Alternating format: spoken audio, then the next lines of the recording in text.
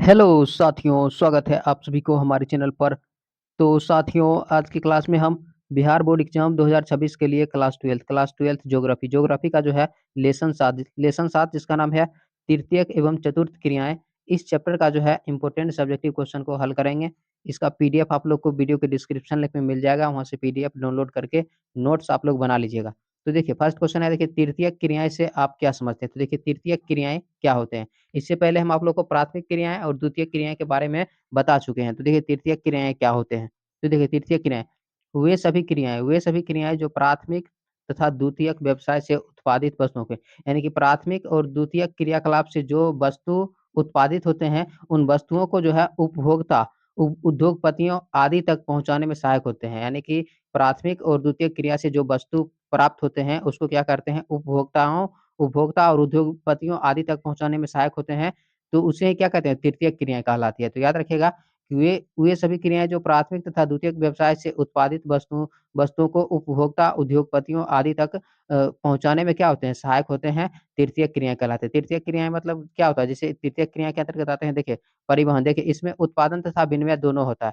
क्या होता है कि तृतीयक क्रिया में जो है उत्पादन और विनिमय दोनों होता है, ठीक है। यानी कि वस्तुओं का उत्पादन भी होता है और उसका आदान प्रदान भी होता है। जैसे देखिए, परिवहन के द्वारा क्या किया जाता है कि वस्तुओं को एक स्थान से दूसरे स्थान तक पहुंचाया जाता है। तो ये परिवहन जो है तृतीयक क्रिया के अंतर्गत आते हैं। उसके बाद देखिए, व्यापार हो गया, बैंकिंग हो गया, संचार हो गया, मनोरंजन इत्यादि, ये सभी जो है तृतीयक क्रिया के अंतर्गत आते हैं। तो आप लोग याद रखिएगा, परिवहन, व्यापार, बैंकिंग, संचार, मनोरंजन, ये सभी तृतीयक क्रिया के अंतर्गत आते हैं।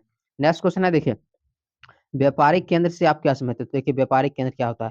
तो देखिए, लाभ प्राप्ति के उद्देश्य से फुटकर और थोक व्यापार की समस्त क्रियाओं को जो है संपन्न करने आने वाले केंद्र को व्यापारिक केंद्र कहते हैं। यानी कि लाभ प्राप्ति के उद्देश्य से जो है फुटकर व्यापार हो गया या थोक व्यापार की जो है समस्त क्रियाओं को जो है संपन्न कराने वाले जो केंद्र होते हैं, उसी को क्या कहते हैं, व्यापारिक। जहाँ पर क्या होता है, व्यापार होता है, उसी केंद्र को क्या कहते हैं, व्यापारिक केंद्र कहते हैं। तो याद रखिएगा कि लाभ प्राप्ति के उद्देश्य से फुटकर और थोक व्यापार की समस्त क्रियाओं को जो है संपन्न कराने वाले केंद्र को व्यापारिक केंद्र कहते हैं। नेक्स्ट क्वेश्चन है, देखिए ग्रामीण विपणन केंद्र से आप क्या समझते हैं। तो देखिए, ग्रामीण विपणन केंद्र, देखिए ऐसे अर्धनगरीय व्यापारिक केंद्र, ग्रामीण विपणन केंद्र क्या होते हैं, अर्धनगरीय व्यापारिक केंद्र होते हैं जो अपने समीपवर्ती भागों में यानी अपने निकटवर्ती भागों में अवस्थित जो है ग्रामीण बस्तियों को जो है पोषण करता है। यानी अपने समीपवर्ती, अपने निकट भागों में जो ग्रामीण बस्ती होते हैं, उनके जो है क्या करते हैं, उपयोग के वस्तुओं को जो है क्या करते हैं, पहुँचाते हैं। तो ऐसे केंद्र को क्या कहते हैं, ग्रामीण विपणन केंद्र कहते हैं। तो याद रखिएगा, ऐसे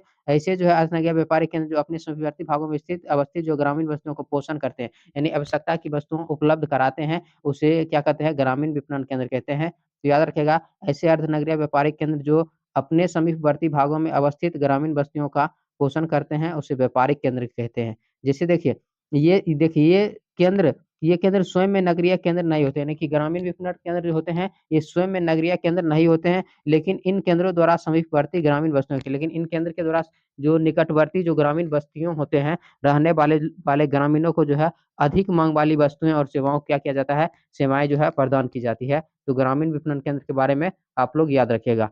नेक्स्ट क्वेश्चन है, देखिए फुटकर व्यापार सेवा क्या होता है। तो देखिए, फुटकर व्यापार सेवा को स्पष्ट कीजिए। तो देखिए, फुटकर व्यापार, तो देखिए वे सभी क्रियाकलाप जो उपभोक्ताओं की वस्तुओं को जो है सीधे विक्रय से संबंधित होते हैं, फुटकर व्यापार कहलाते हैं, ठीक है, सेवा कहलाते हैं। तो याद रखिएगा, वे सभी व्यापारिक क्रियाकलाप जो क्या होते हैं, जो उपभोक्ता की वस्तु, यानी जो वस्तु उपभोक्ता के द्वारा क्या किया जाता है, उपभोक्ता की वस्तुओं के सीधे क्रय विक्रय से संबंधित होते हैं, उसे क्या कहते हैं, फुटकर व्यापार सेवा कहते हैं। जैसे फेरी हो गया, रेहड़ी हो गया, देखिए ट्रक कृषि जो होता है, उसके बाद देखिए डाक आदेश हो गया, दूरभाषा हो गया, स्वचालित बिक्री मशीनें, ये सभी क्या होते हैं, फुटकर व्यापार के अंतर्गत आते हैं, ठीक है। तो याद रखिएगा, एग्जाम्पल आप लोग याद रखिएगा, फुटकर व्यापार के अंतर्गत क्या आते हैं।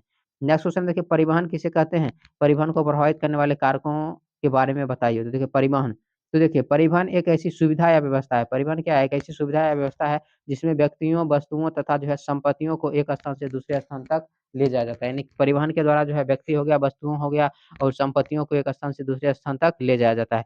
देखिए, परिवहन को प्रभावित करने वाले कारक, उम, क परिवहन को प्रभावित करने वाले जो है 2 महत्वपूर्ण कारक क्या-क्या है, याद रखिएगा, माँग है और देखिए मार्ग है।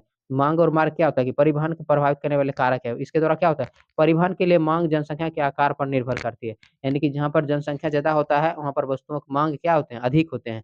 तो देखिए, तो वही है बात यहाँ पर है कि परिवहन के लिए माँग जो है जनसंख्या के आकार पर निर्भर करती है। जनसंख्या का आकार जितना बड़ा होगा परिवहन के लिए माँग उतना ही अधिक होगी। यानी कि जनसंख्या का आकार क्या होता है, जितना बड़ा रहेगा परिवहन के लिए माँग भी उतना ही अधिक होगी। उसके बाद देखिए मार्ग, देखिए परिवहन हमेशा सुरक्षित मार्गों पर होता है। परिवहन की क्रिया व्यक्ति या वस्तुओं को अगर एक स्थान से दूसरे स्थान तक पहुँचाते हैं, तो उस मार्ग क्या होना चाहिए? मार्ग जो है सुनिश्चित मार्गों पर होता है। सुनिश्चित होना चाहिए, सुरक्षित होना चाहिए। तो याद रखिएगा परिवहन हमेशा क्या होता है? सुनिश्चित मार्गों पर ही होता है। तो परिवहन और उसके प्रभावित करने वाले 2 कारकों को याद रखिएगा। नेक्स्ट क्वेश्चन है देखिए नोड किसे कहते हैं? तो देखिए नोड, तो देखिए 2 अथवा अधिक मार्गों का संधि स्थल, एक उद्गम बिंदु, एक गंतव्य बिंदु अथवा मार्गों के सहारे बसा कोई कस्बा क्या होता है? मार्गों के सहारे बसा कोई बड़ा कस्बा क्या कहलाता है? नोड कहलाता है। यानी कि 2 या 2 से अधिक सड़क जहाँ पर मिलते हैं उसी को संधि स्थल कहते हैं। या एक उद्गम बिंदु हो या एक गंतव्य बिंदु हो, तो अथवा मार्गों के सहारे बसा कोई क्या हो? बड़ा कस्बा हो, तो उसी को क्या कहते हैं? नोड कहते हैं।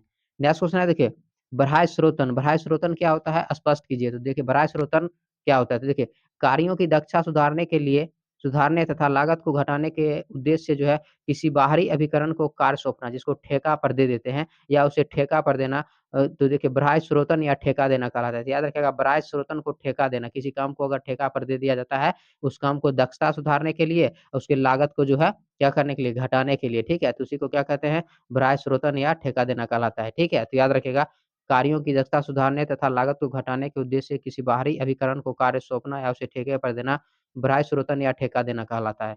नेक्स्ट क्वेश्चन देखिए चतुर्थ क्रियाएँ से आप क्या समझते हैं? तो देखिए चतुर्थ क्रियाएँ, देखिए अनुसंधान तथा विकास पर केंद्रित क्रियाएँ जो क्या होते हैं? अनुसंधान यानी कि खोज पर जो है, आविष्कार पर जो है आधारित जो क्रियाएँ होते हैं, अनुसंधान तथा विकास पर केंद्रित क्रियाएँ जो क्या होते हैं? विशिष्टकृत ज्ञान, तकनीकी दक्षता तथा प्रशासनिक क्षमता से संबंधित होते हैं, क्या कहलाता है? चतुर्थ क्रियाएँ कहलाती है। तो याद रखिएगा कि अनुसंधान तथा विकास पर केंद्रित क्रियाएँ जो विशिष्टकृत ज्ञान, तकनीकी दक्षता और प्रशासनिक क्षमता से संबंधित होते हैं, चतुर्थ क्रियाएँ कहलाती है। जैसे देखिए सुरक्षा हो गया, शिक्षा हो गया, प्रशासन हो गया, शोध हो गया, सूचना प्रौद्योगिकी, ये सभी कार्य जो है चतुर्थ क्रियाएँ के अंतर्गत आते हैं, तो आप लोग याद रखिएगा। नेक्स्ट है देखिए पंचम क्रियाएँ से आप क्या समझते हैं? तो देखिए आधुनिक नवीन विचारों की रचना, आधुनिक नवीन विचारों की रचना, उनके पुनर्गठन और व्याख्या, आँकड़ों की व्याख्या और उसके प्रयोग तथा नवीन प्रौद्योगिकी, नया-नया जो प्रौद्योगिकी होता है, के मूल्यांकन से जुड़ी सेवाएँ पंचम क्रियाएँ के अंतर्गत पंचम क्रियाएँ कहलाती है। तो याद रखिए जैसे देखिए सरकारी अधिकारियाँ हो गया, शोध वैज्ञानिकों हो गया, व्यावसायिक कर्मचारियों,